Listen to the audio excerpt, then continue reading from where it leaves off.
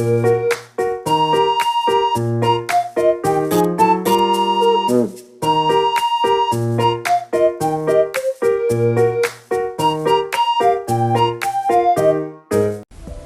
teman-teman, Assalamualaikum warahmatullahi wabarakatuh. Perkenalkan, nama saya Talita Nurhayati dari Universitas Hairun, Fakultas Ekonomi dan Bisnis, Prodi Akuntansi.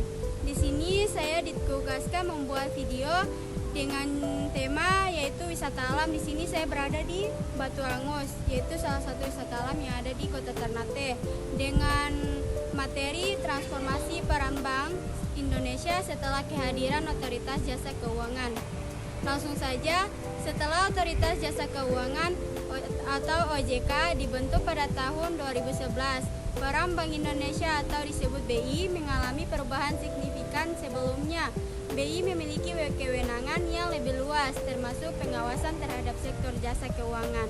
Namun dengan kehadiran OJK, tugas pengawasan sektor jasa keuangan yang mencakup bank, pasar modal, dan sektor asuransi kini berada di bawah kewenangan OJK.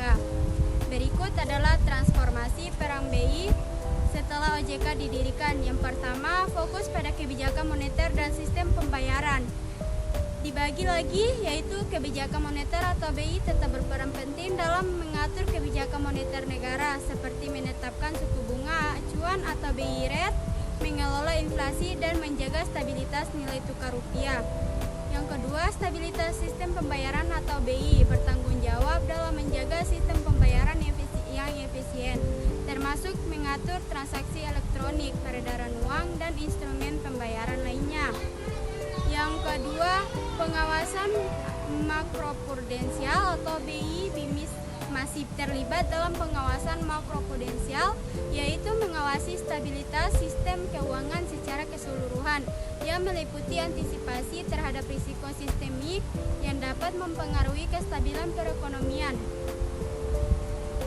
BI bekerja sama dengan OJK dan lembaga penjamin simpanan atau LPS dalam memantau dan mengurangi risiko yang dapat mengancam stabilitas sektor keuangan. Yang ketiga, koordinasi dengan OJK. Meskipun OJK yang menangani pengawasan langsung terhadap lembaga keuangan, BI dan OJK tetap berkoordinasi erat dalam menjaga stabilitas ekonomi. Misalnya dalam situasi krisis keuangan, BI dan OJK akan bersama-sama merumuskan kebijakan untuk memitigasi dampak negatif terhadap perekonomian. Yang keempat, peran dalam stabilitas keuangan. BI berperan penting dalam menjaga stabilitas sistem keuangan secara keseluruhan. Salah satu caranya adalah dengan mengeluarkan regulasi yang mendukung pengelolaan likuiditas dan stabilitas lembaga keuangan, terutama yang berhubungan dengan sektor perbankan. Yang kelima, pengelolaan cadangan devisa. BI bertanggung jawab mengelola cadangan devisa negara yang merupakan instrumen penting untuk menjaga stabilitas nilai tukar dan mendukung kebijakan moneter serta sistem pembayaran internasional. Yang keenam, keterlibatan dalam pengembangan infrastruktur keuangan. BI juga berperan dalam pengembangan dan inovasi infrastruktur keuangan, termasuk sistem pembayaran digital dan uang elektronik. Ini berhubungan dengan tugas BI dalam menjaga kelancaran transaksi keuangan domestik. Tentu berikut penjelasan yang lebih mendetail mengenai transformasi peran Bank Indonesia atau BI setelah kehadiran Otoritas Jasa Keuangan. Yang pertama, perubahan struktur pengawasan sektor keuangan. Sebelum OJK dibentuk, Bank Indonesia memiliki kewenangan untuk mengawasi seluruh sektor keuangan, termasuk perbankan dan lembaga-lembaga non-bank, seperti asuransi, pasar modal, dan lembaga pembiayaan. Dengan adanya OJK yang diresmikan pada tahun 2011 melalui Undang-Undang Nomor 21 Tahun 2011, pengawasan terhadap sektor jasa keuangan dialihkan kepada OJK. Sementara Bank Indonesia tetap mempertahankan peredaran uang palsu. BI juga memiliki tugas dalam memerangi peredaran uang palsu melalui peningkatan kualitas uang dan upaya edukasi kepada masyarakat. Yang ketiga, kolaborasi dan koordinasi dengan OJK. Meskipun OJK memiliki kewenangan untuk mengawasi lembaga jasa keuangan secara langsung. Bank Indonesia dan OJK tetap harus berkolaborasi dalam beberapa aspek penting guna menjaga stabilitas sistem keuangan nasional, diantaranya A. Koordinasi makroprudensial kerjasama dengan mengawasi stabilitas keuangan. BI dan OJK membentuk Komite Stabilitas Sistem Keuangan atau KSSK untuk bersama-sama mengawasi dan menanggulangi risiko-risiko yang dapat mengancam stabilitas sistem keuangan. KSSK berfungsi untuk memitigasi potensi krisis sistematik yang dapat berasal dari masalah likuiditas dan atau solvabilitas bank ataupun dari sektor pasar modal dan atau asuransi. B. Pengawasan lintas sektor, pemantauan risiko sistematik. BI dan OJK bekerja sama untuk memastikan agar lembaga keuangan baik yang berada di bawah pengawasan OJK maupun BI tidak menimbulkan risiko sistematik. Mereka bersama-sama mengidentifikasi risiko besar yang mungkin muncul akibat perilaku lembaga keuangan yang tidak sehat atau pengaruh eksternal seperti fluktuasi harga komoditas global. Yang C. Penanggulangan krisis keuangan. Dalam situasi krisis atau gejolak ekonomi, BI dan OJK akan mengkoordinasikan langkah-langkah kebijakan yang mendukung penyelamatan lembaga keuangan yang sedang kesulitan, seperti melalui penyuntikan likuiditas atau restrukturasi. Yang keempat, peran dalam pengembangan ekonomi digital dan inovasi keuangan. BI memainkan peran penting dalam mendorong pengembangan ekonomi digital dan keuangan digital di Indonesia dengan langkah-langkah berikut. Yang pertama, digitalisasi sistem pembayaran.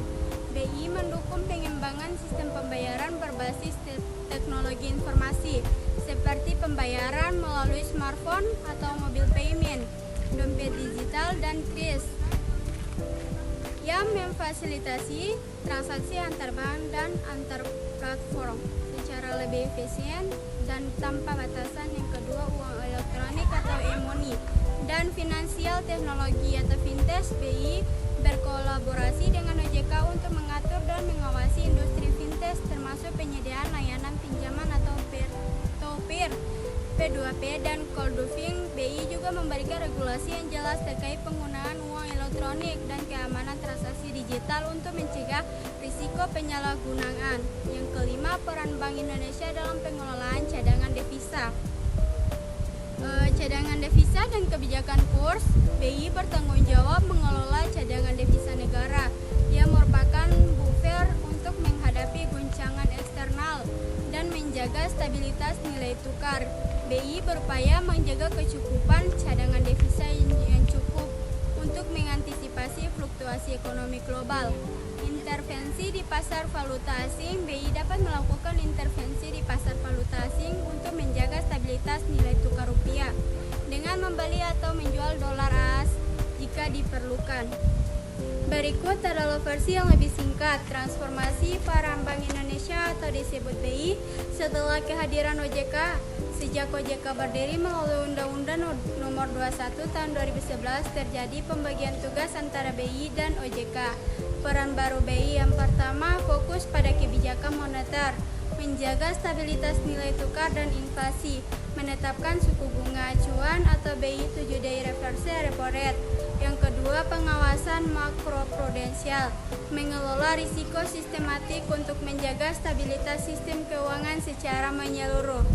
Contohnya kebijakan LTV dan pengawasan likuiditas bank. Yang ketiga, sistem pembayaran, mengatur sistem pembayaran tunai dan non-tunai atau contohnya kris. Yang keempat, koordinasi stabilitas keuangan, bekerja sama dengan OJK, Kementerian Keuangan, dan LPS untuk mengelola risiko keuangan melalui FKSSK. Peran OJK yaitu yang pertama, pengawasan mikroprudensial, mengawasi bank, pasar modal, asuransi, dan lembaga keuangan lainnya. Yang kedua, perlindungan konsumen, menyelesaikan sengketa keuangan dan memberikan edukasi keuangan. Yang ketiga, pengawasan terintegrasi, mengintegrasikan pengawasan seluruh sektor jasa keuangan.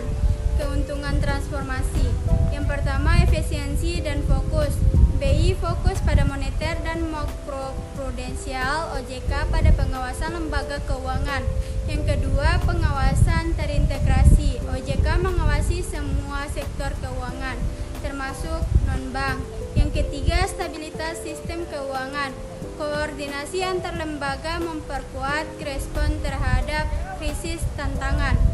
Yang pertama, koordinasi antar lembaga. Potensi perbedaan kebijakan antara BI dan OJK. Yang kedua, teknologi keuangan. Perkembangan fintech memerlukan pengawasan lebih modern. Yang ketiga, risiko global. BI dan OJK harus bersinergi menghadapi gejolak pasar global. Transformasi ini bertujuan menciptakan sistem keuangan yang stabil dan efisien. BI berfokus pada stabilitas ekonomi makro, sedangkan OJK menjaga stabilitas lembaga keuangan dan melindungi konsumen. Tentu berikut adalah penjelasan yang lebih rinci tentang transformasi peran Bank Indonesia setelah kehadiran Otoritas Jasa Keuangan atau OJK. Latar belakang dibentuknya OJK yaitu melalui Undang-Undang Nomor 21 Tahun 2011 untuk mengintegrasikan pengawasan terhadap seluruh sektor jasa keuangan. Sebelum OJK, pengawasan sektor keuangan terbagi antara beberapa lembaga, yaitu yang pertama Bank Indonesia mengawasi perbankan, yang kedua BAPEPAM atau LK, Badan Pengawasan Pasar Modal dan Lembaga Keuangan, mengawasi pasar modal dan industri keuangan non-bank atau IKNB. Pembentukan OJK bertujuan untuk meningkatkan efisiensi dan efektivitas pengawasan, menyediakan perlindungan konsumen yang lebih baik, mencegah krisis keuangan melalui pengawasan yang terintegrasi. Transformasi peran Bank Indonesia sejak kehadiran OJK, peran BI berubah secara signifikan. Berikut adalah rincian tugas BI setelah transformasi. Yang pertama yaitu fokus pada kebijakan moneter. Tugas utama BI, Undang-Undang Nomor 23 Tahun 1999 menjaga stabilitas nilai rupiah.